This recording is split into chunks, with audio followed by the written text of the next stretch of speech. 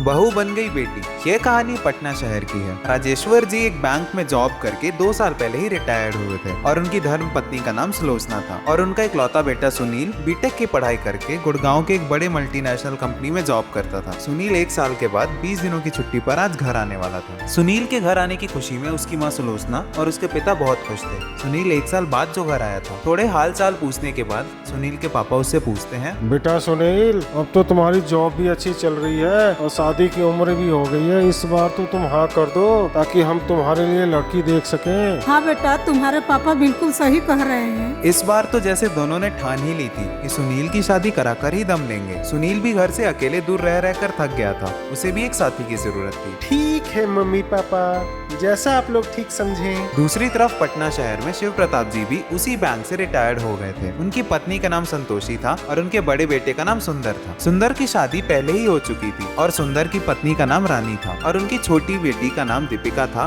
वह MBA की पढ़ाई कर रही थी। फिर क्या था, सुनील की माँ ने तो पहले से ही लड़की देखी हुई थी। झटपट बात आगे बढ़ी। दीपिका काफी समझदार और सुलझी हुई लड़की थी। सुनील और दीपिका की मुलाकातें हुई। दोनों ने एक दूसरे से बात की, एक दूसरे को पसंद किया और झटपट शादी हो गई। सुनील की जॉब गुड़गांव में थी तो दोनों शादी के बाद वापस गुड़गांव चले गए। सुनील के माँ बाप वहीं पटना में ही रह गए। उन्हें अपने घर की आदत जो हो गई। सुनील और दीपिका दोनों की जिंदगी काफी अच्छी गुजर रही थी। एक दिन दीपिका सुनील से कहती है, यदि आप नाराज न हो तो मैं आपसे एक बात कहूँ। क्या कहना चाहती हो? जी, आप तो ऑफिस चले जाते हैं और मैं अकेले बोर हो जाती हूँ, तो मैं सोच रही हूँ कि मैं भी जॉब कर लूँ। मेरा मन भी लग जाएगा और कुछ पैसों की सेविंग भी हो जाएगी। तो इसमें नाराज होने वाली कौन सी बात है? ये तो बहुत ही अच्छी बात है। उसके बाद पति पत्नी दोनों जॉब करने लगे। दोनों हर 6 महीने पे पटना जाते तो सुनील के माता पिता भी खुश हो जाते। दीपिका भी उन्हें अपने माँ बाप की तरह सम्मान देती और उनका ख्याल रखती। इसी तरह 4 साल कब बीत गए पता ही नहीं चला। अब सुनील के माता पिता की उम्र हो चली थी। सुनील के पापा की तबीयत भी खराब रहने लगी थी। सुनील के मम्मी पापा ने सोचा कि अब बेटा बुढ़ापे की लाठी बनेगा। इसी सोच में वह दोनों अपने बेटे बहू के पास गुड़गांव चले आए। महीने 2 महीने तो सब ठीक चला, लेकिन सुनील के माता पिता शिष्टाचार का पालन करते थे, वक्त पर सोते थे और हर रोज पार्क में सैर पर भी जाते थे। वहीं दीपिका अपने हिसाब से रहना पसंद करती थी। दीपिका जब अकेले रहती थी तो वह अपनी जिंदगी में आजादी महसूस करती थी।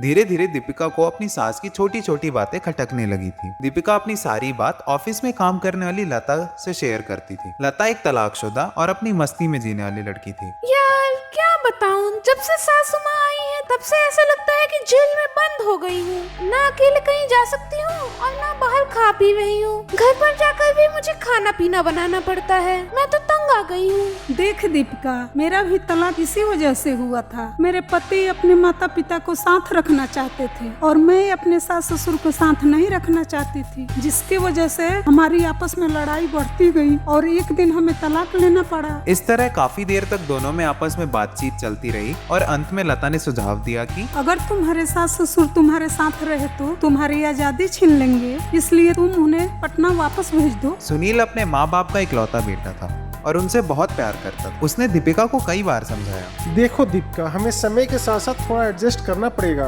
वक्त के साथ सब ठीक हो जाएगा। रिश्तों को समझो। देखो सुनील, ये मेरे बस की नहीं है कि ऑफिस में मुझे अपने बॉस की सुनूं और फिर घर आके नौकरानी बनकर काम करूं। तुम इतना परेशान क्यों हो रही हो? हम एक नौकरानी रख लेते हैं। नहीं, मुझे अब ये घर जेल लगने लगा है। इस तरह दीपिका को तो अब हर बात ही खटकने लगी थी और आग में घी डालने का काम उसके ऑफिस में काम करने वाली लता तो कर ही रही थी। एक दिन जब सुनील और दीपिका रोज की तरह आपस में लड़ाई कर रहे थे तो उनके माँ बाप सुन लेते हैं। देखो सुलोचना, अब हमने अपनी जिंदगी तो जी ली है। अब हमारे वजह से हमारे बच्चों की जिंदगी खराब नहीं होना चाहिए। अब बिल्कुल सही कह रहे हैं जी, हमें वापस पटना चले जाना चाहिए। फिर अगले दिन वो वापस पटना चले जाते हैं। ऐसे ही 2 महीने बीत गए। सब अपने अपने हिसाब से जीवन जीने लगे। एक दिन अचानक से दीपिका के पास उसकी माँ का फोन आता है। हेलो दीपिका, क्या हुआ माँ? आप रो क्यों रही हैं? बोलिए ना प्लीज। संतोषी लगातार रोए जा रही थी और उसके मुंह से कोई आवाज नहीं आ रही थी। माँ की चुप्पी दीपिका को परेशान करने लगी थी। बताओ ना माँ, क्या हुआ और आप इस तरह रो क्यों रही हो? काफी देर बाद बेटा, तुम्हारे भाई और भाभी ने हमें घर से निकाल दिया है। यह सुनकर दीपिका गुस्से से लाल हो जाती है और कहती है, माँ, मैं अभी आ रही हूँ। ऐसे कैसे कल की आई छोकरी आपको घर से निकाल सकती है, और भैया कैसे भाभी का साथ दे सकते हैं। आती हूँ मैं भाभी को सबक सिखा कर भी रहूंगी कि सारी जिंदगी कभी नहीं भूलेंगी। दीपिका अगली ही फ्लाइट से दिल्ली से पटना अपने मायके पहुंचती है। घर की तरफ जाते हुए फुटपाथ पर अपने माँ बाप को बैठा देख वह गुस्से से तिलमिला उठती है और कहती है, ये क्या हाल बना रखा है आप लोगों ने। अब मम्मी पापा आपने कुछ कहा क्यों नहीं? वो घर तो आपका है, अब चलिए मेरे साथ, मैं आपको अपना हक दिला कर रहूंगी। ऐसे कैसे वो आपको घर से बाहर निकाल सकते हैं? दीपिका उन्हें लेकर घर पहुंचती है और घर के बाहर से चिल्लाने लगती है, भाभी बाहर निकलिए, आपकी हिम्मत कैसे हुई? आपने क्या समझ रखा है अपने आप को, और आपने कैसे सोच लिया कि मेरे मम्मी पापा अकेले हैं? और भाई आप किस तरह के भाई हो? आपको भी शर्म नहीं आई क्या? जिस माँ बाप ने आपको पैदा किया, जिन्होंने आपको इतना पढ़ाया लिखाया और आपको इस लायक बनाया है कि आप शान से रह सके, उसी माँ बाप को अपने घर से बाहर निकाल दिया। तभी दीपिका की भाभी तपाक से बोली, अरे वाह वाह ननद जी, मैं तो आपके ही नक्शे कदम पे चल रही हूँ। अब आपसे बेहतर कौन समझ सकता है कि कितना मुश्किल है सास ससुर के साथ रहना। ये सुनते ही दीपिका शर्म से पानी पानी हो गई और सोचने लगी, हे भगवान, ये मैंने क्या कर दिया अपने सास ससुर के साथ? जो सास ससुर मुझे अपनी बेटी की तरह चाहते हैं, मैंने उन्हें घर छोड़ने के लिए मजबूर कर दिया। यह सोचते सोचते दीपिका जोर जोर से रोने लगी और खुद को कोसने लगी।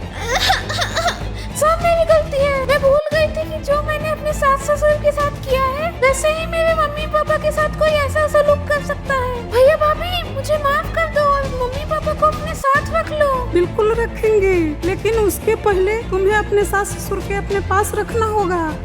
आज से वो मेरे सास ससुर नहीं बल्कि मेरे माता पिता हैं, और बेटी अपने माँ बाप को अकेले कैसे रहने दे सकती है? उसके बाद उसके भैया अपने माँ बाप को अंदर आने देते हैं, परंतु दीपिका अंदर नहीं आती। तो उसके भाई सुंदर कहते हैं, अरे बहन बाहर क्यों खड़ी हो, अंदर आ जाओ। नहीं भैया, पहले मैं अपने सास ससुर से माफी मांगूंगी, उसके बाद ही इस घर में वापस आऊंगी। उसके बाद दीपिका अपने सास ससुर के घर आती है और उनसे कहती है, मुझे माफ कर दीजिए माँ पिताजी, मैंने आप लोगों के साथ बहुत गलत किया है। रो मत बेटी, तुम हमारी बहू नहीं बल्कि बेटी हो। उसकी सास भी अपना बड़ा दिल दिखाकर माफ कर देती है। मैं हम दोनों को हमेशा के लिए यहाँ से लेने आई हूँ, अब आप लोगों को अकेले रहने की बिल्कुल जरूरत नहीं है। तभी सुनील का फोन आता है और कहता है कि तुम कहाँ हो दीपिका? मुझे माफ कर दो सुनील। उसके बाद दीपिका सुनील को सारी बात बताती है और कहती है, सुनिए जी, 3 टिकट करवा दीजिए, मैं अपने सास ससुर यानी कि मैं अपने असली माता पिता के साथ आ रही हूँ। ठीक है, अभी बुक कर देता हूँ। उसके बाद सुनील फोन काट देता है और अर्धपूर्ण मुस्कान के साथ अपने साले को फोन करता है। साले साहब मुबारक हो, हमारा प्लान सफल हुआ। जी जीजा जी। यह कहते हुए सुंदर के साथ उसकी पत्नी तथा उसके माता पिता भी हंसने लगे। दीपिका अपने सास ससुर को गुड़गांव ले जाती है। अब दोनों ने आपसी सामंजस्य में जीना सीख लिया था। दीपिका अपनी माँ की तरह सास से जिद करती थी और वे अपनी बेटी मानकर उसकी सारी फरमाइशें पूरी करते। अब वही दीपिका खुद को दुनिया की सबसे खुशनसीब लड़की समझने लगी थी। एक दिन ऑफिस में लता उससे कहती है, दीपिका आज तो ऑफिस में बहुत लेट हो गया, मैं तो खाना ऑनलाइन ऑर्डर कर रही हूँ, पर तुम्हें तो घर जाके खाना बनाना पड़ेगा क्योंकि तुम्हारे सास ससुर के बाहर के खाना पसंद नहीं है। मेरे घर में मेरे सास ससुर नहीं, मेरे माता पिता रहते हैं। चलो अब चलती हूँ, घर पर सब मेरा इंतजार कर रहे होंगे।